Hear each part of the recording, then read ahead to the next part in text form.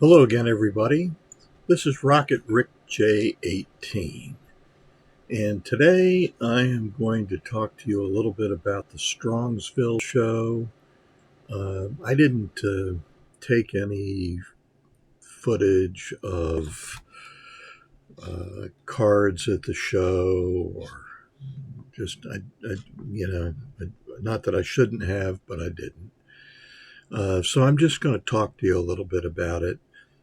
And then I'm going to talk to you about some of the people who were there, YouTubers, almost all of them, a couple not, but I mean it was a real too.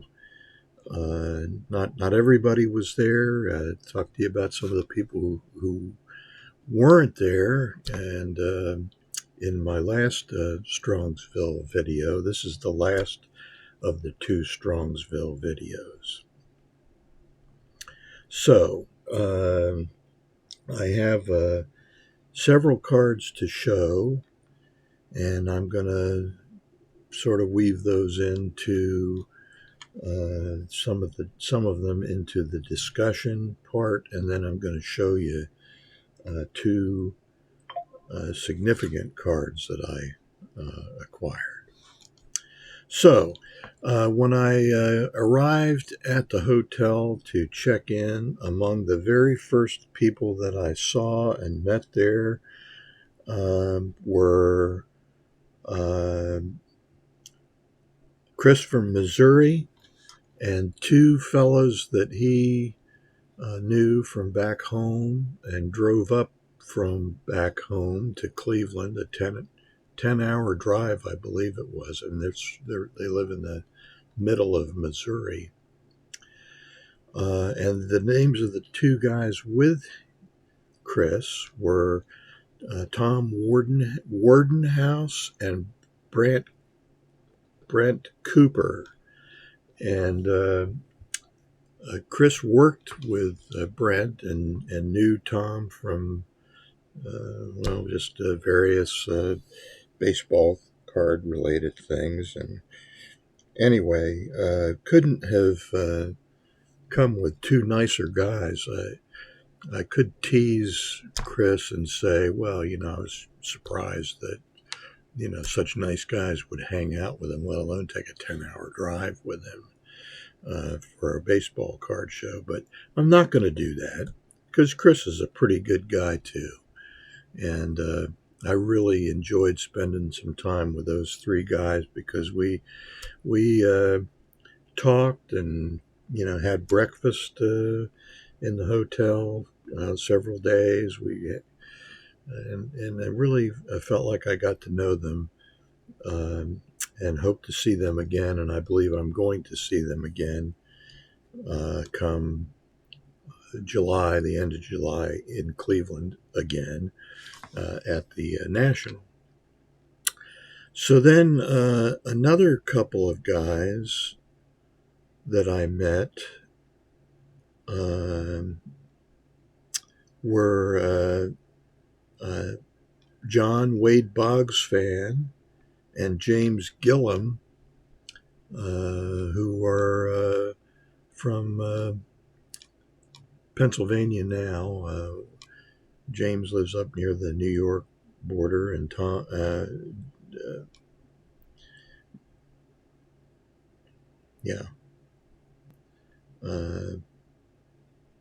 John lives in central Pennsylvania, up in above State College. And of course, the name kind of says it all. Wade Boggs fan. That kind of lets you know where John's coming from.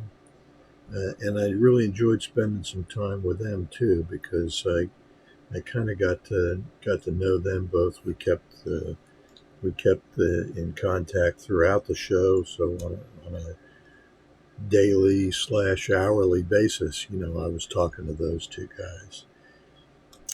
Two more guys that I met pretty early on that drove over from New York were Sammy Thunder and Brian Roth. And those two guys are, just extremely knowledgeable, a pleasure to be around. very helpful in sharing their knowledge of um, both from the dealer's aspect and from the collector aspect. So wanted to be sure and thank those two guys. A guy that really needs no introduction, and if you've seen any of his videos, I feel like, Captain Smith when he first saw the iceberg, in the Titanic. Uh, you only see the tip of the iceberg when you look at Dave's collection that he shares with us. I would dearly love someday to see the whole thing. I mean, it's got to be spectacular. Uh, Three cards that I am insanely jealous of. He has all three Stallmeyer Mickey Mantle cards in what has got to be close to, if not the best condition for cards that were packaged right next to hot dogs. So he's got all three of them, the 53, 54, and 55 Stallmeyer cards. I love the looks of them. I have a Stallmeyer card, and it's Whitey Lockman, not Mickey Mantle. So I'm very jealous. And that's as I said, only the tip of the iceberg.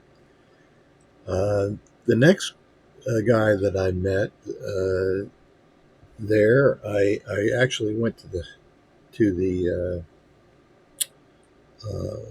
airport to pick up, and he was my roommate for the Strongsville show, and that's Orlando, A Collector's Dream. And we went directly from the airport to a dinner arranged by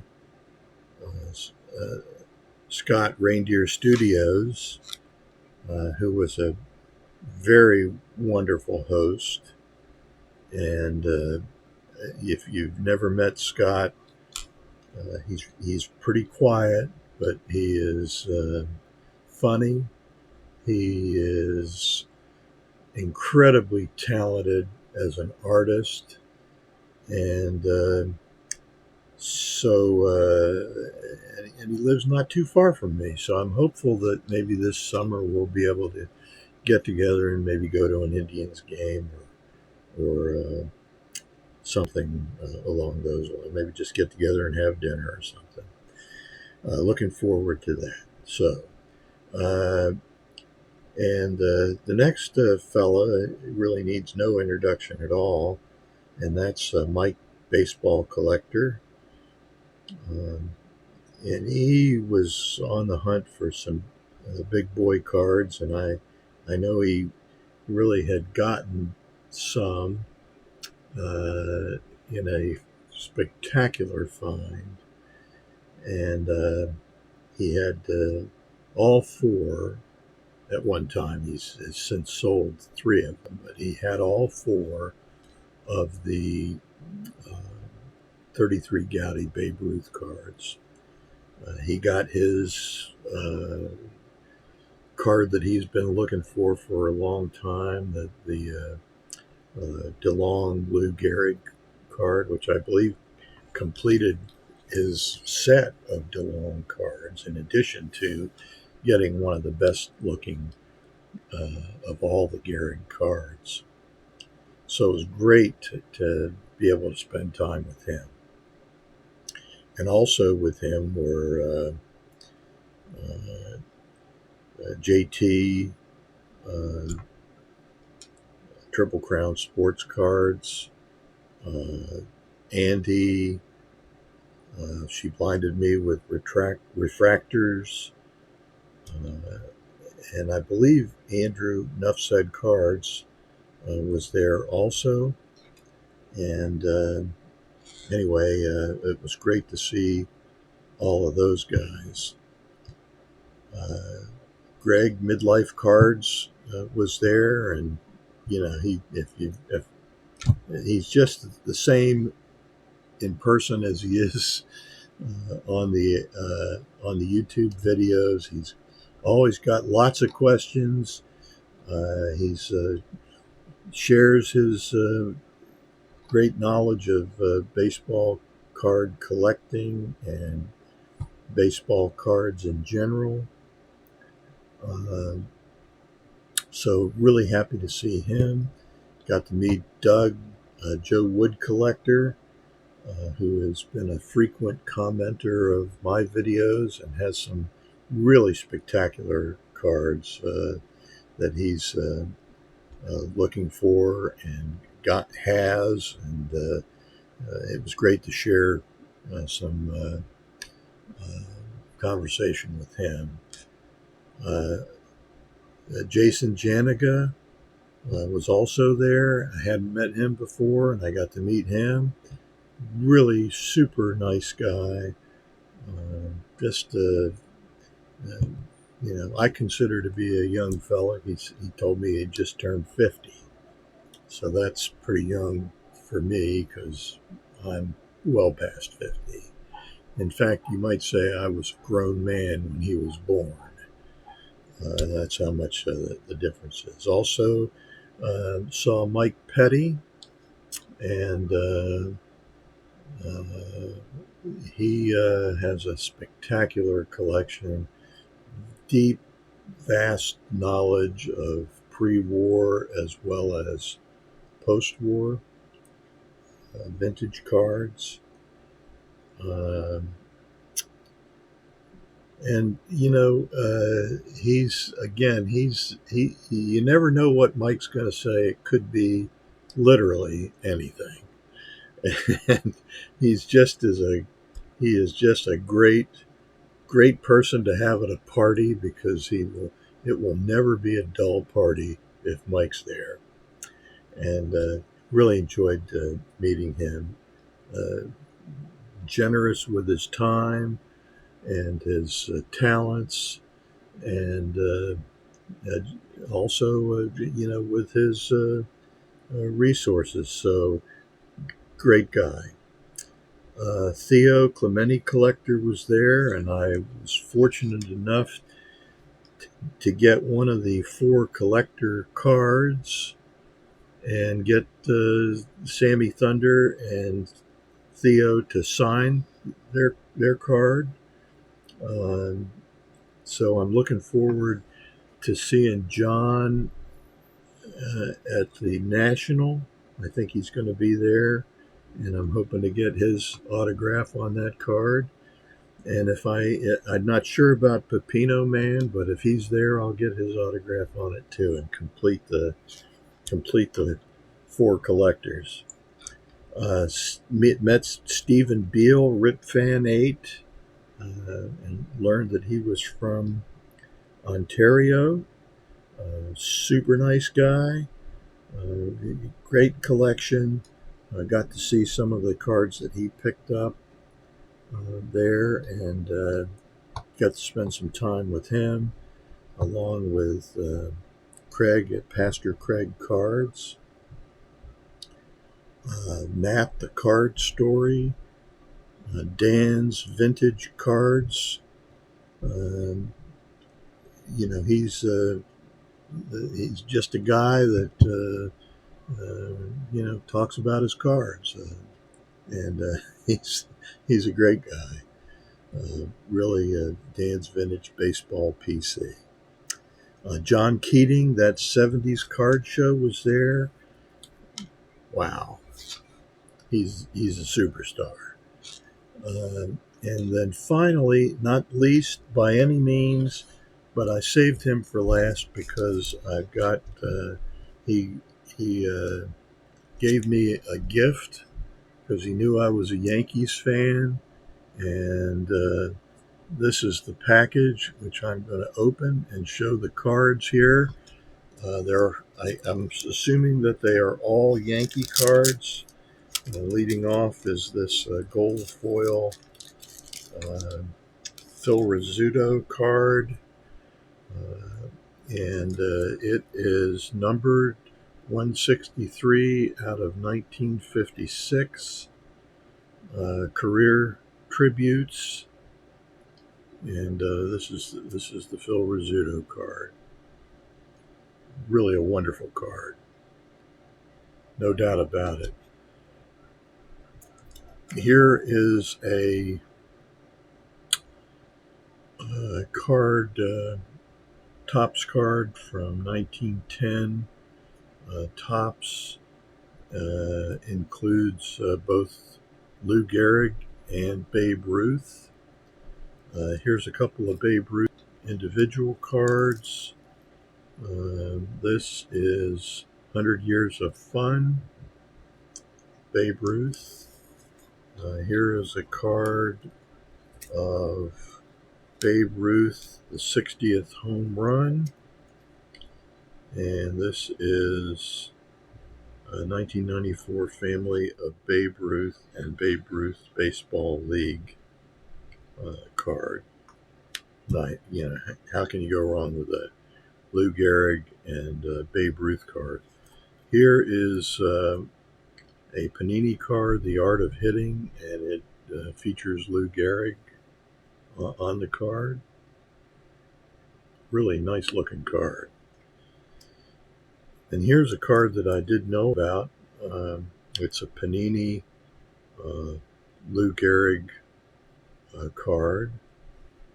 And let me show you that. And then there is also a couple of Mickey Mantle cards, or a Mickey Mantle card at least. And this is a Topps card, Dick Perez drawing print. So there's Mick. Here's Whitey Ford, Topps Collector Series, all-time record holder, Edward Charles Ford. World Series record, 33 consecutive scoreless innings. And finally, here's the guy who is probably unfairly burdened with being the next Mickey Mantle, in the same way that Mickey Mantle was burdened with being the next Joe DiMaggio. Bobby Mercer was a great player. Maybe not quite a Hall of Fame player, but just a really outstanding player in his own right. And this is the Archives card, reprinted from the 1971 Topps series. So that's and those cards were all given to me by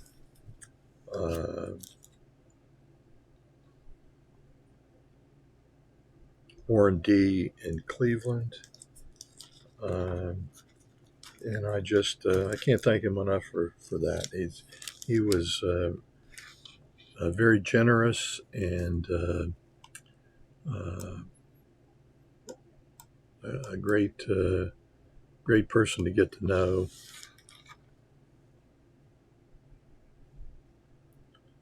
And I am wondering why I've lost command of my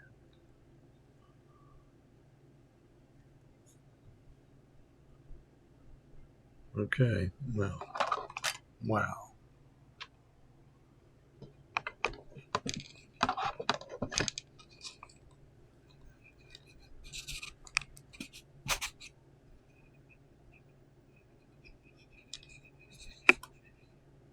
There we go. That's sort of back to normal. Anyway, Warren D. in Cleveland, thanks so much for giving me your contact information and these cards. And I know that Warren and I will become great collecting pals. And looking forward to seeing Warren again in Cleveland when it comes time for the National in a few months. So That's where we're going on, heading on that.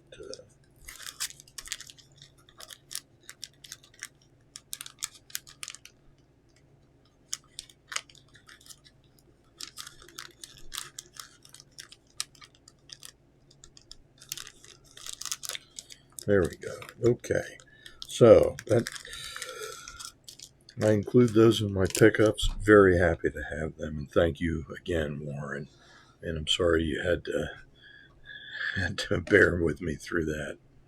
So I have two more cards to show you, and I'm going to turn down the camera in order to. And here we go.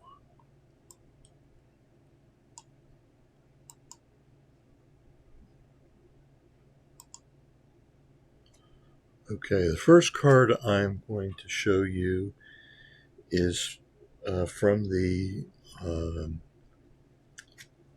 Hires Root Beer set, and this is the Stan Lopata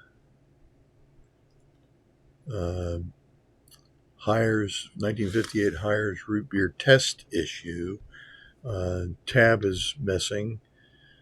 Stan Lopata was a catcher for the Philadelphia Phillies and one of the Whiz Kids. There are, I believe, 8 cards in the test issue, and one of those is Willie Mays, and one of them is Stan Lopata. I'm not really sure who the other ones are.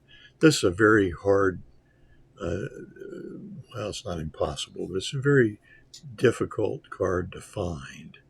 And I'm very happy to add this to my collection. Sammy Thunder has shown you his Willie Mays test card, as well as the regular issue. I have a Dick Groat with the tab regular issue. I've got a Bob Friend without the tab regular issue, and that's my those are my cards from the 58 Hires Root Beer set. The next card is one of the biggest cards that I have in my collection. I got this from Ashish, who was a major dealer from Texas at the show. He was very willing to work with me, which I greatly appreciate. And the result of his patience and our discussions, I picked up this card, which I think speaks for itself.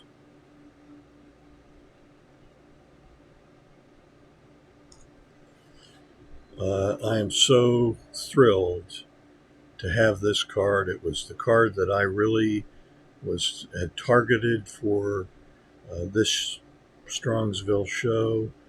I was kind of disappointed at first because it looked like everything was going to be just out of my budget on this card, and I had pretty well consigned myself to the idea that I was not going to get the green card, probably not the red card either, but maybe some other playing days card of Cobb. Fortunately, because Ashish was so kind to work with me, we were able to negotiate a price in cash and partly in graded cards, a couple of them, one of which was a Sandy Koufax rookie card in an SGC1. And so with the 2 cards, a little extra cash over and above what I had brought with me for the purpose of trying to get this card, and we were able to make a deal, and I got it. And just so thrilled. So that's what I have to show you. This is a card which is going to be in my collection for as long as I can draw a breath, I think. Very, very happy to have this card. Thank you, Ashish. Thank you for all of the Orlando, who was also looking for a green Cobb, but he got a very nice red Cobb. Um, the we shopped at Stan's. Stan had a very impressive collection of pre-war and vintage cards, but his cards were just out of my price range. So this card is authentic altered, and you can see where it is right here. And Dan picked up on this. This corner right here looks like it had been damaged, and an attempt was made to repair it. So it doesn't bother me. I still think it's a great looking card. The green color is brilliant. The card is focused. It's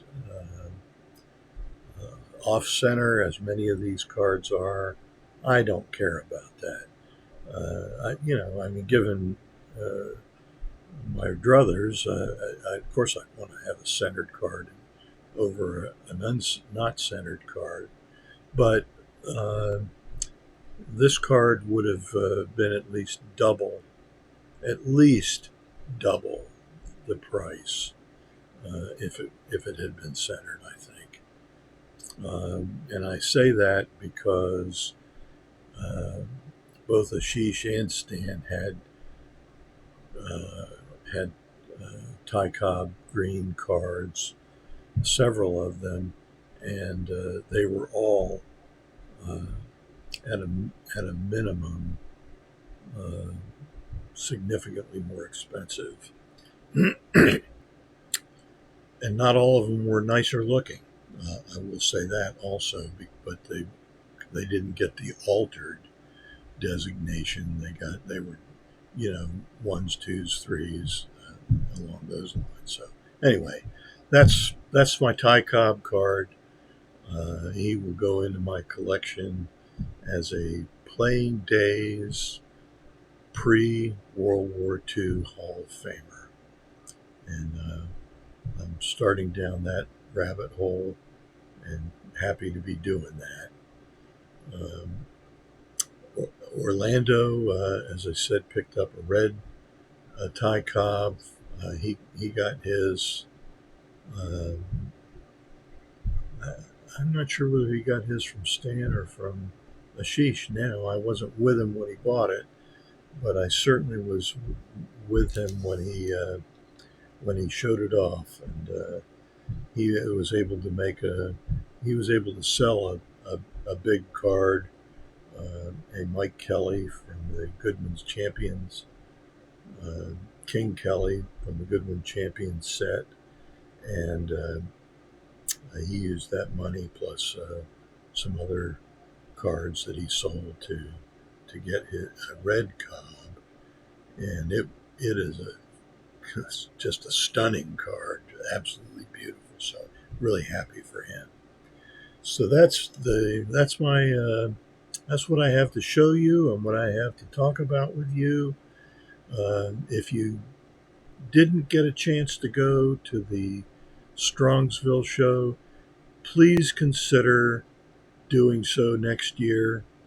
Um, if you could imagine like one of the big halls in at the National, and maybe half that size, but no breakers, not a handful of modern cards, uh, vintage pre-war, vintage football, basketball, hockey, pre-war football and hockey, um, lots of uh, memorabilia. SGC had a table there for show submissions, and Heritage was there, Mile High Auctions, and several other auction companies. Um, all vintage, all pre-war vintage, and the like. Very very little modern stuff. So if you're a vintage collector, you like to look at vintage cards. Um, Strongsville is certainly a great option for doing so. So, with all of that in mind, this is Rocket Rick J 18 wishing that all your collecting dreams come true.